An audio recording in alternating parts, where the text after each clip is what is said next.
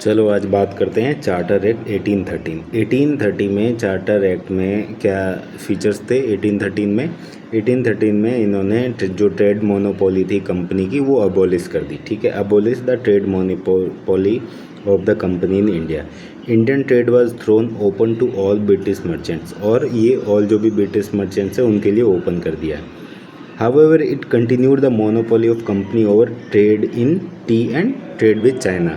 तो 1830 में कंपनी की मोनोपोली तो अबोलिश कर दी, बस जो trade with T, trade in T and trade with China ये सिर्फ ओपन रखा कंपनी के लिए। ठीक है, ये कंपनी को एक्सक्लूसिव राइट था इसका।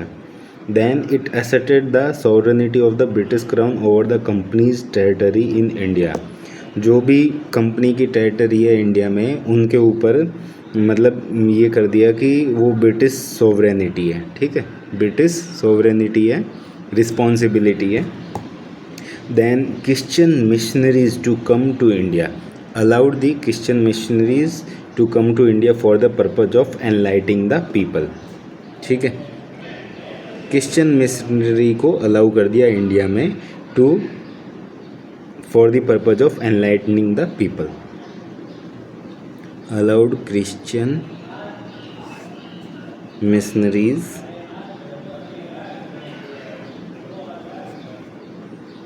to come to India, Christian missionary India में आई to enlighten the purpose of the enlightening the people.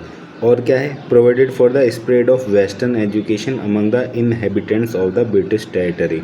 जो भी ब्रिटिश टेरिटरी के इनहेबिटेंट्स हैं उनके लिए इंग्लिश एजुकेशन का और वेस्टर्न एजुकेशन का स्प्रेड किया। ठीक है, it authorise the local government in India to impose taxes on person, और टैक्सेस भी यहाँ से 1813 में क्रिश्चियन मिशनरीज, वेस्टर्न एजुकेशन का स्प्रेड, लोकल गवर्नमेंट्स ने टैक्स भी लगाना शुरू कर दिया पीपल पे।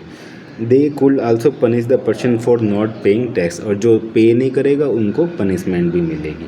ठीक है, तो 1813 में कंपनी का जो ट्रेड था वो अबॉलिश कर दिया, सिर्फ टी ट्रेड और ट्रेड विद चाइना वो ओपन रखा, ट्रेड ओपन कर लिया और ब्रिटिश मर्चेंट्स के लिए। फिर जो इंडिया के अंदर कंपनी की टेरिटरी थी उस पर ब्रिटिश सॉवरेनिटी लागू कर दी। ठीक है, इट अलाउ क्रिश्चियन मिशनरीज को अलाउ कर दिया इंडिया में आने के लिए for the purpose of enlightening the people. Then western education को स्प्रेड किया गया इंडिया में।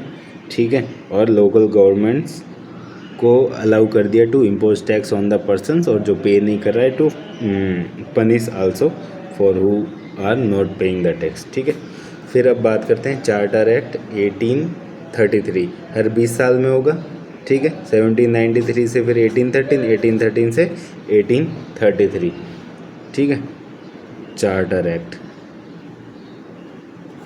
1793 में क्या किया था? जो भी पावर थी लॉर्ड कॉर्नवालिस की वो उसकी काउंसिल और गवर्नर जनरल्स और गवर्नर्स ऑफ द प्रेसिडेंसी में दे दी। फिर गवर्नर जनरल को थोड़ी पावर ज़्यादा दी गई वहाँ पे, control over the governments of subordinate presidency जो बॉम्बे एंड मद्रास है। देन ट्रेड मोनोपोली जो कंपनी की थी उसको 20 साल के लिए एक्सटेंड कर दिया गया। फिर जो कमांडर इन चीफ है उसको सेपरेट रखा गया। ठीक है, सिविल और मिलिट्री को अलग करने के लिए। ठीक है, commander in was not to be a member of governor general's council unless he was so appointed. It laid down that the members of board of control and their staff were henceforth to be paid out of the Indian revenue। ठीक है, तो 1813 का charter act में ये बोला गया है। और चार्टर एक्ट ऑफ 1833 में क्या हुआ? This act was the final step towards centralisation in British India. तो 1833 में प्रॉपर जो सेंट्रलाइजेशन हुआ ब्रिटिश इंडिया का वो 1833 से अपन को पता चलेगा, सेंट्रलाइजेशन। ठीक है, the features of this act were as follows. It made the governor general of Bengal as the governor general of India. पहले गवर्नर ऑफ बंगाल था, उसको गवर्नर जनरल ऑफ बंगाल बना दिया और उसके नीचे गवर्नर ऑफ मद्रास और गवर्नर ऑफ बॉम्बे कर दिया। नाउ 1833 में गवर्नर जनरल ऑफ बंगाल को गवर्नर जनरल ऑफ इंडिया बना दिया गया है। ठीक है, and vested in him all civil and military powers, जो भी सिविल और मिलिट्री पावर्स है वो उसके हाथ में दे दी गई, ठीक है। For the first time the government of India with authority over the entire territorial area possessed by the British in India. तो जो भी गवर्नमेंट ऑफ इंडिया है, जो भी टेरिटरी है इंडिया की, वो ब्रिटिश के अंदर आ गई, British in India. Lord William Bentinck was the first governor general of India, ठीक है। जब गवर्नर जनरल ऑफ बंगाल बनाया गया था, ठीक है,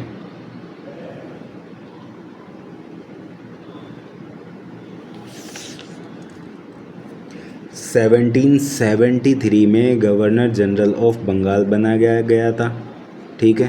पहले गवर्नर्स थे, 1773 में गवर्नर जनरल ऑफ बंगाल बनाया गया, और 1833 में गवर्नर जनरल ऑफ इंडिया बनाया गया, गवर्नर जनरल ऑफ इंडिया।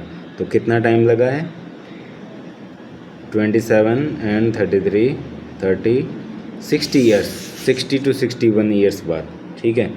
और जो पहला गवर्नर जनरल ऑफ बंगाल बनाया गया था वो था Lord Warren Hastings, Lord Warren Hastings, ठीक है, गवर्नर जनरल ऑफ बंगाल। ये कब बना था? 1773। 1833 में जो गवर्नर जनरल ऑफ बंगाल बनाया गया है वो है आपके lord William Bentinck, lord William Bentinck, lord बोलना पड़ता है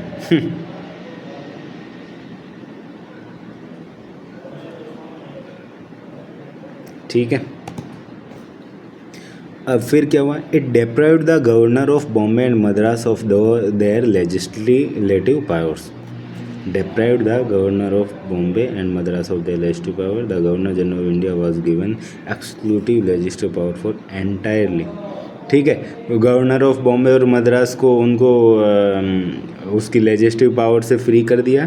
फिर गवर्नर जनरल ऑफ इंडिया को ही एक्सक्लूसिवली लेजिस्लेटिव पावर दे दी पूरे ब्रिटिश इंडिया की, ठीक है, जो ब्रिटिश इंडिया टेरिटरी की। The laws made under the previous act were called as regulations. पहले जो लॉज आए थे वो सब क्या थे? Regulations. While laws made under this act were called as acts, और यहाँ से एक्ट की शुरुआत हो गई थी। तो पहले जो रूल्स बने थे, पहले जो लॉज बने थे, earlier laws were regulations and this laws were act.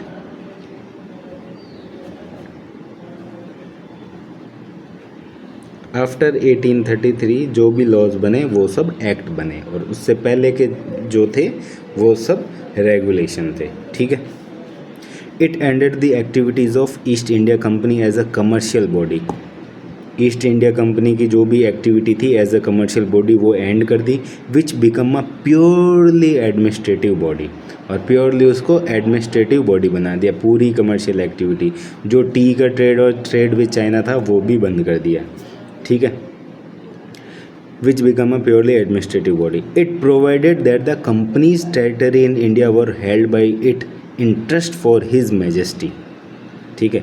It provided that the company's territory in India, जो भी टेरिटरी है कंपनी की, were held by it in trust for his majesty and his hairs and successors. बस किसके लिए? कि उन पे जो ट्रस्ट था, उन पे जो भी मैजेस्टी थी और उनके जो सक्सेसर्स हैं उसके लिए। Charter act of 1833 attempted to introduce a system of open competition for selection of civil servants, ठीक है। तो जो 1833 का चार्टर एक्ट है उसमें सिविल सर्वेंट्स के लिए ओपन कंपटीशन का सिस्टम उन्होंने किया।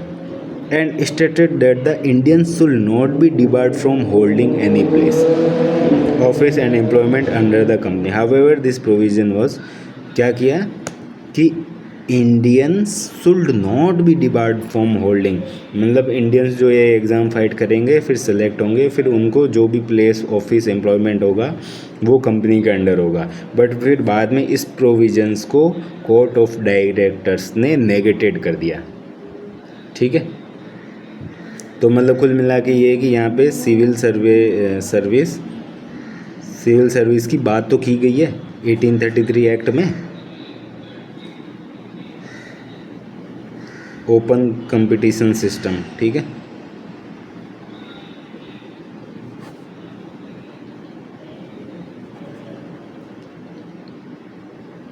ओके, तो 1833 का एक बार देख लेते हैं। गवर्नर जनरल ऑफ बंगाल को गवर्नर जनरल ऑफ इंडिया बना दिया। पहला जो गवर्नर जनरल ऑफ इंडिया बना वो था लॉर्ड बेंटिंग, ठीक है। जो भी टेरिटोरियल पावर है वो सब गवर्नर जनरल ऑफ इंडिया को दे दी, ठीक है। और जो भी governors of Bombay and Madras थे उनसे लेजिस्लेटिव पावर्स डिप्राइव्ड कर दी, ले ली, ठीक है, ठीक है। विथ एक्सक्लूसिव जो लेजिस्लेटिव पावर है वो गवर्नर जनरल ऑफ इंडिया के हाथ में आ गई, ठीक है। पहले जो लॉज बने थे, इससे पहले 1833 से जो पहले लॉज बने थे वो थे रेगुलेशंस। अब 1833 के बाद जो भी लॉज बने वो एक्ट बनेंगे, ठीक है। तो इंडियन कॉन्स्टिट्यूशन में भी यहाँ से कुछ बात ली जाएगी तो एक्ट होंगे वो। It ended the act, east India Company की जो एक्टिविटीज़ है वो भी यहाँ पे एंड हो गई और उसको प्योरली एडमिनिस्ट्रेटिव बॉडी बना दिया गया, ठीक है।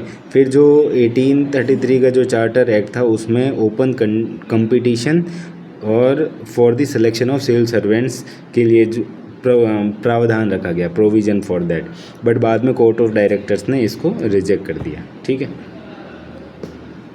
1833 के बाद charter act of 1853,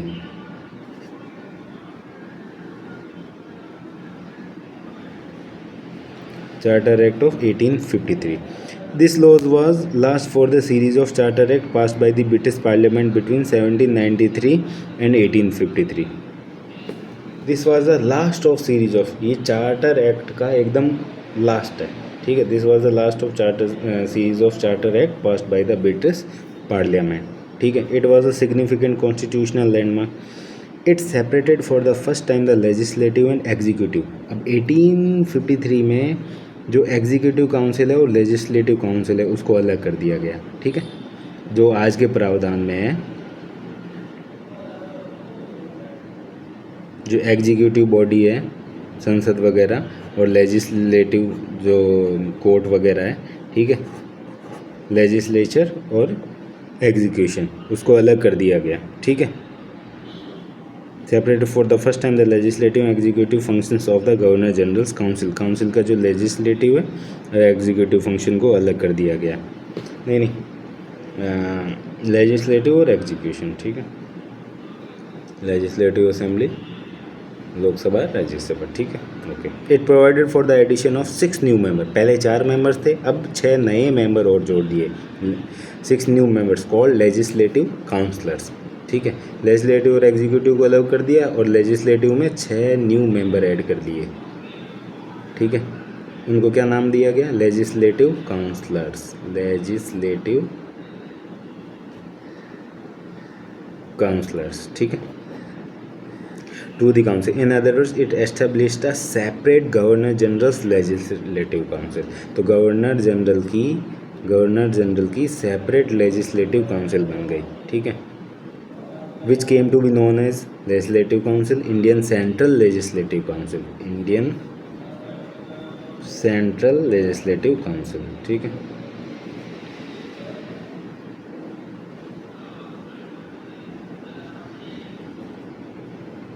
this legislative wing of the council functioned as a mini parliament. और ये जो लेजिस्लेटिव काउंसिल है ये मिनी पार्लियामेंट के तौर पे काम करती है, ठीक है। मिनी पार्लियामेंट जो आज के कंटेस्ट में अपन देखेंगे तो पार्लियामेंट है, वैसे ये मिनी पार्लियामेंट, 6 मेंबर इसमें न्यू ऐड किए गए। Adopting the same procedure as a British parliament, जैसे ब्रिटेन में जो पार्लियामेंट ब्रिटिश पार्लियामेंट चलती हैं उसी के भी यहाँ पे एक मिनी पार्लियामेंट इंडिया में इन्होंने चला दी। कब? 1853 में, ठीक है। Thus legislation for the first time was treated as a जो भी फंक्शन ऑफ द गवर्नमेंट। तो फर्स्ट टाइम जो भी लेजिस्लेशन उसको ट्रीट किया गया फंक्शन ऑफ द गवर्नमेंट, तो कि ये गवर्नमेंट का फंक्शन है। Requiring special machinery and special process, तो उसके लिए स्पेशल मशीनरी और process. It introduced an open competition system of selection and recruitment of civil servants. और जो कोर्ट ऑफ डायरेक्टर्स ने रिजेक्ट कर दिया गया था 1833 में, 1853 में सिविल सर्विसेज को इन्होंने मान्यता दे दी, ठीक है। Civil services open competition examination, open competition system introduced हुआ, introduce open competition system, introduced an open competition of selection and recruitment of civil servants.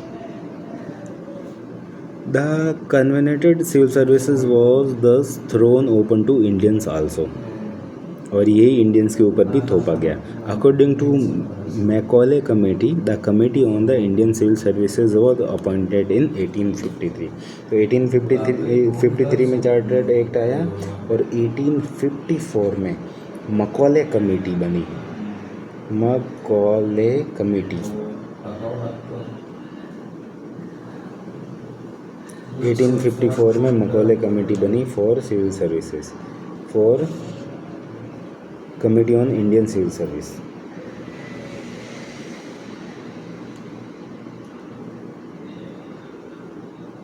Indian civil services के लिए कमेटी बन गई. ठीक है.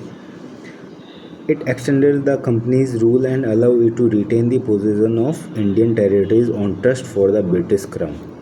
कंपनी के रूल को एक्सटेंड कर दिया गया. ठीक है.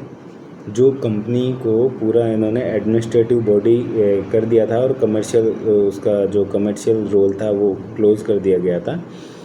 ठीक है. यही था ना, जो ईस्ट इंडिया कंपनी की कमर्शियल बॉडी थी उसको एंड कर दिया गया था चार्टर 1833 में. ठीक है. 1853 में क्या किया गया, एक्सटेंडेड, कंपनी के रूल को एक्सटेंड कर दिया गया. Allow it to retain the position of Indian territory on the trust for British crown का जो के ट्रस्ट है कंपनी पे, तो उनको एक्सटेंड कर दिया गया. But it did not specify any particular period. लेकिन ये नहीं बोला गया कि भाई 5 साल 10 साल के, ठीक है देखते हैं आप, अब तो अभी आप ही चलाओ. Unlike the previous charters, this was a clear indication that the company's rule could be terminated at any time the parliament line. जो पार्लियामेंट लेजिस्लेटिव गवर्नर जनरल्स की बनी थी या फिर जो ब्रिटेन की पार्लियामेंट है, वो कभी भी मतलब कंपनी के रूल को टर्मिनेट कर सकती है और ब्रिटिश रूल या क्राउन रूल लागू कर सकती है. ठीक है. It introduced for the first time local representation in the Indian Central Legislative Council. First time अब तक 1600 से लेके 1853 तक फर्स्ट टाइम इनको इन्होंने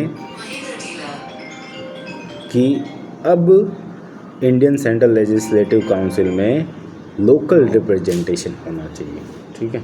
तो 1853 में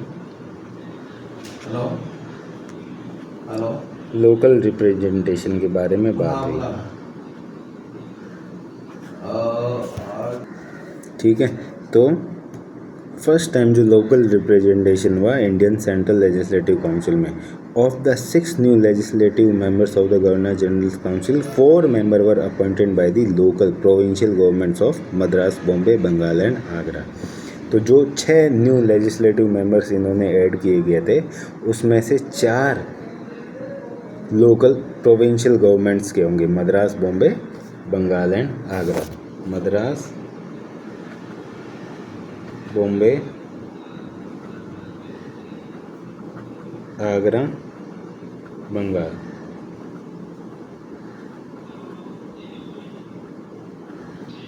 मद्रास, बॉम्बे, बंगाल और आगरा, नया आगरा. ठीक है. तो आउट ऑफ 6 4 जो न्यू लेजिस्लेटिव काउंसिल मेंबर हैं वो लोकल रिप्रेजेंटेटिव होंगे. अब 1853 की बात हो गई. 1773 से 1773 रेगुलेटिंग एक्ट, फिर 1781 अमेंडिंग एक्ट, फिर पिट्स एक्ट ऑफ इंडिया. ठीक है. 1786 में क्या आया था, एक्ट ऑफ 1786. फिर आपके चार्टर एक्ट स्टार्ट हो गए थे. Charter act 1793, charter act 1813, charter act 1833. ठीक है. Charter act 1833, then charter act 1853. इतने चार्टर एक्ट है. ठीक है. 1753 1793, 1813, 1833, 1853 ये चार्टर्ड एक्ट है। और फिर अब आ जाओ आप, अपन बात करते हैं क्राउन रूल के बारे में। ठीक है, crown rule, government of India act 1858, government of India act 1858। 1857 की क्रांति हो चुकी थी। आफ्टर सिपोई मेटिनी के बाद गवर्नमेंट ऑफ इंडिया एक्ट 1853 लाया गया। This significant act was enacted in the wake of the revolt of 1857। 1857 के जो रिवोल्ट था उसके वेग में बना। Also known as the first war of independence और the sepoy mutiny. First war of independence बोला जाता है 1857 सिपोई मेटिनी को। 1857 की क्रांति को sepoy मेटिनी is also known as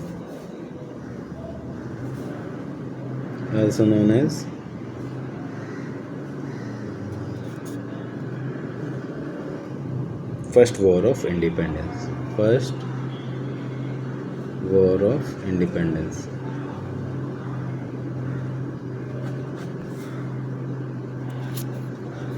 This act known as the Act for the Good Government of India. Act for the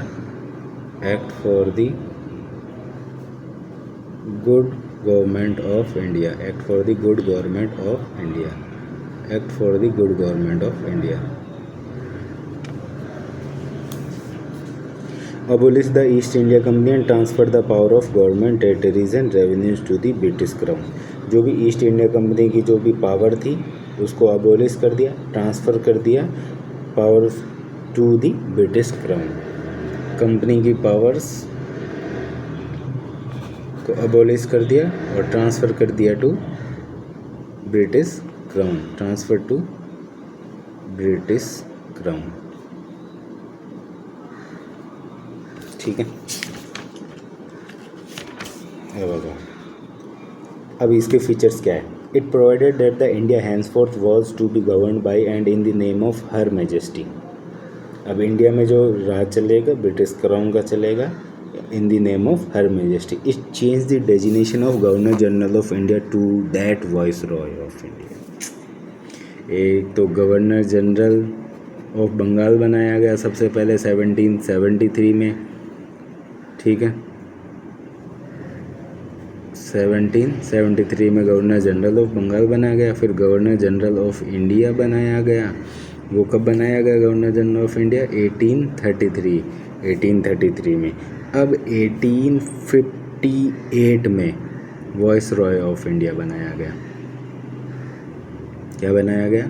governor general को voice Roy of India 1858 में। ठीक है, ये चीज़ तीन चीज़ याद रखनी। Governor general of Bengal 1773, governor general of India 1833, viceroy of India 1858। ठीक है, अब चलो याद करते हैं। 1773 में जो गवर्नर ऑफ बंगाल को गवर्नर जनरल ऑफ बंगाल नाम दिया गया, तो सबसे पहले गवर्नर जनरल ऑफ बंगाल कौन बने? Lord Warren Hastings. फिर गवर्नर जनरल ऑफ बंगाल को governor general of India term दी गई 1833 में। तो उसमें 1833 में अपने गवर्नर जनरल ऑफ इंडिया किसे बनाया गया? आपके लॉर्ड विलियम बेंटिक। ठीक है, पहले कौन थे? Lord Warren Hastings, Lord William Bentinck.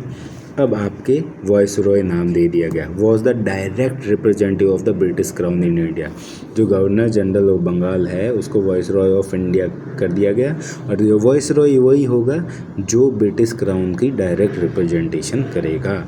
ठीक है, lord Canning thus become the first viceroy of India. इसी का वेट कर रहा था। Lord Canning first viceroy of India.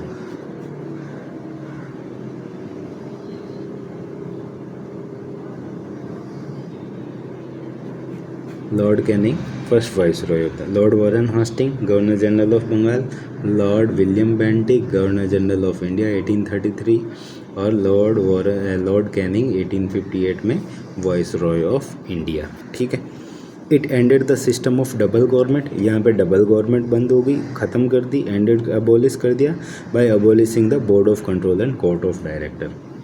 Board of control and court of directors को abolish कर दिया। ठीक है, कब? 1858 में।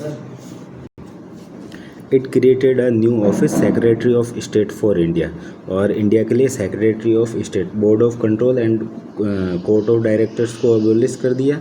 Board of control and court of directors को अबोलिश कर दिया, और new office secretary of state, secretary of state बनाया। ठीक है, vested with the complete authority and control over Indian administration. जो सेक्रेटरी ऑफ स्टेट है वो उसको कंप्लीट अथॉरिटी और कंप्लीट एडमिनिस्ट्रेशन का कंट्रोल दे दिया गया। ठीक है, the secretary of state was a member of British cabinet, और जो सेक्रेटरी ऑफ स्टेट होगा वो ब्रिटिश कैबिनेट का मेंबर होगा, was responsible ultimately to British parliament. ठीक है, तो वाइसरॉय ऑफ इंडिया तो ब्रिटिश क्राउन का है, और ब्रिटिश कैबिनेट से, ब्रिटिश पार्लियामेंट से है secretary of state.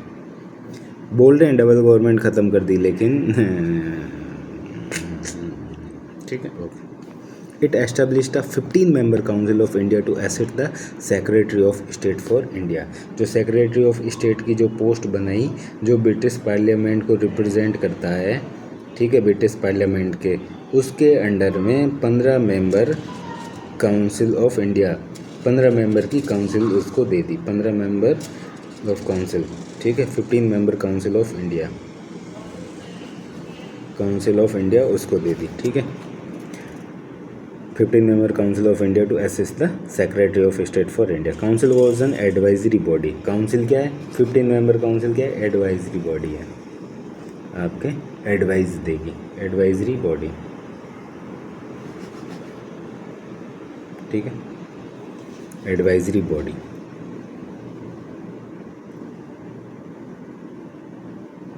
The secretary of state was made the chairman of the council.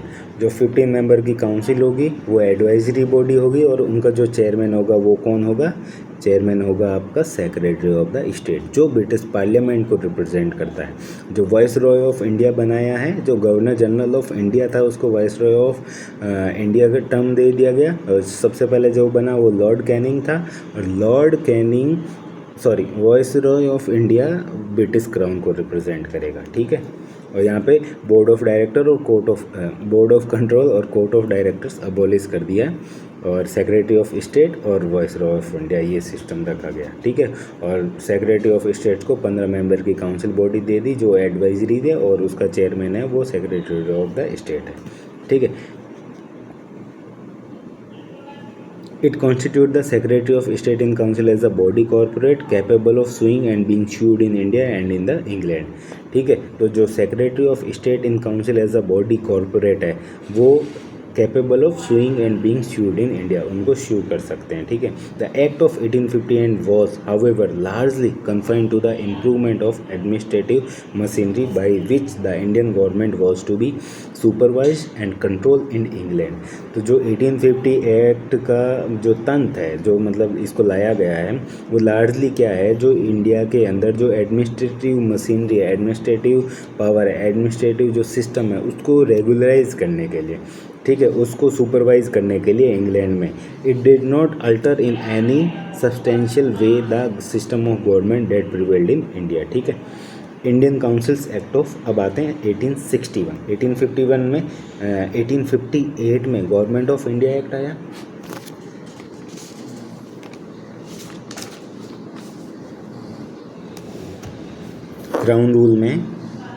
Crown rule आपके कम से कम 1858 से 1947 तक चला। ठीक है, अप्रॉक्स टू बी 90 ईयर्स। ठीक है, approx to be 90 years.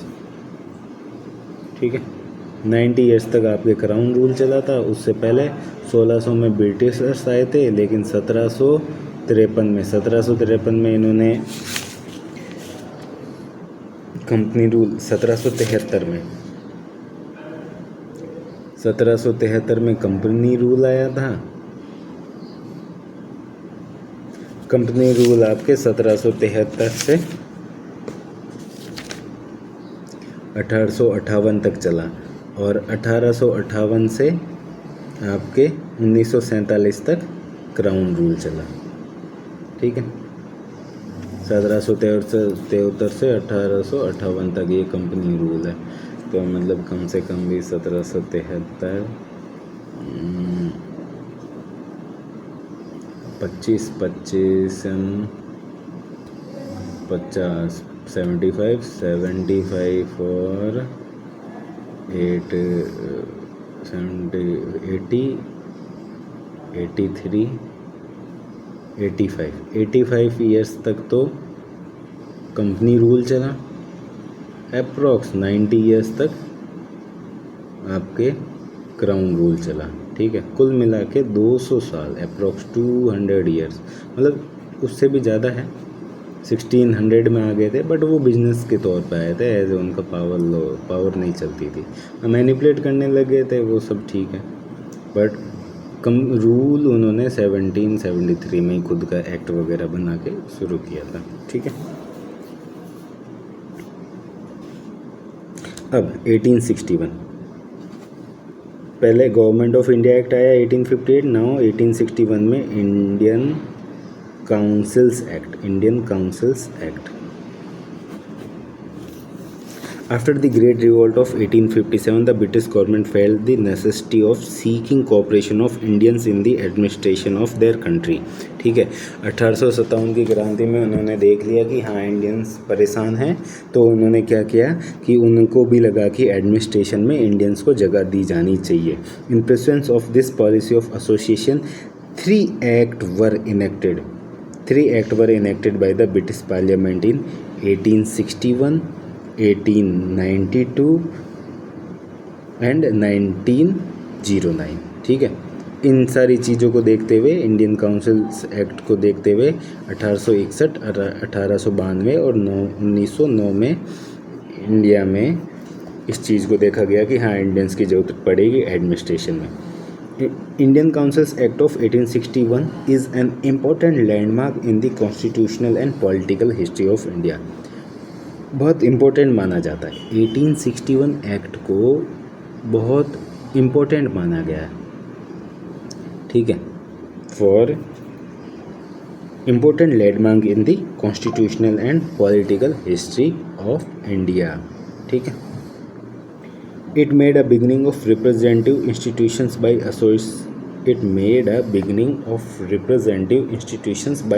associating Indians with the law making।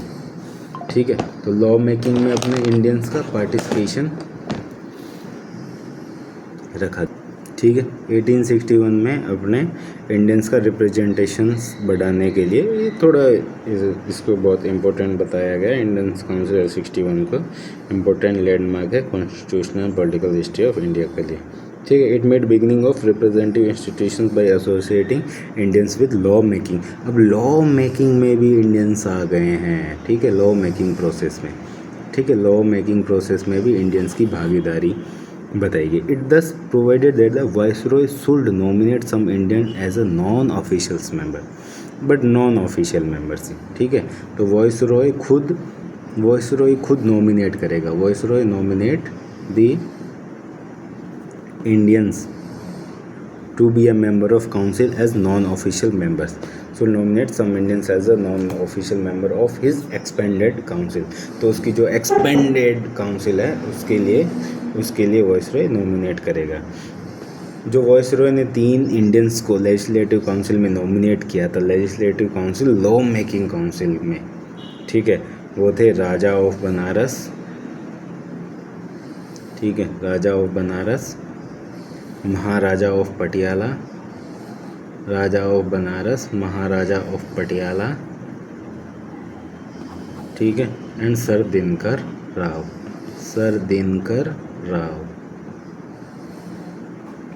Raja of Banaras, Maharaja of Patiala, sir Dinkar Rao. Raja of Banaras, Maharaja of Patiala, sir Dinkar Rao, बस याद करना पड़ेगा Raja of Patiala. It initiated the process of decentralization का प्रोसेस स्टार्ट कर दिया by restoring the legislative power to the Bombay and Madras presidency. ठीक है, वापस बॉम्बे और मद्रास प्रेसिडेंसी को लेजिस्लेटिव पावर दी गई आपके, ठीक है। इट दस reverse the centralising tendency that started from the regulating act of 1773 and reach its climax under the charter act of 1833, ठीक है। जो भी सेंट्रलाइजिंग टेंडेंसी थी जो रेगुलेटिंग एक्ट 1773 में स्टार्ट हुई थी और जो 1833 में रीच कर गई थी क्लाइमैक्स, उसको वापस रिवर्स कर दिया गया। This policy of legislative devolution, ठीक है, resulted in the grant of almost complete internal autonomy to the provinces in 1937। 1937 में कंप्लीट ऑटोनॉमी भी दी गई, ठीक है।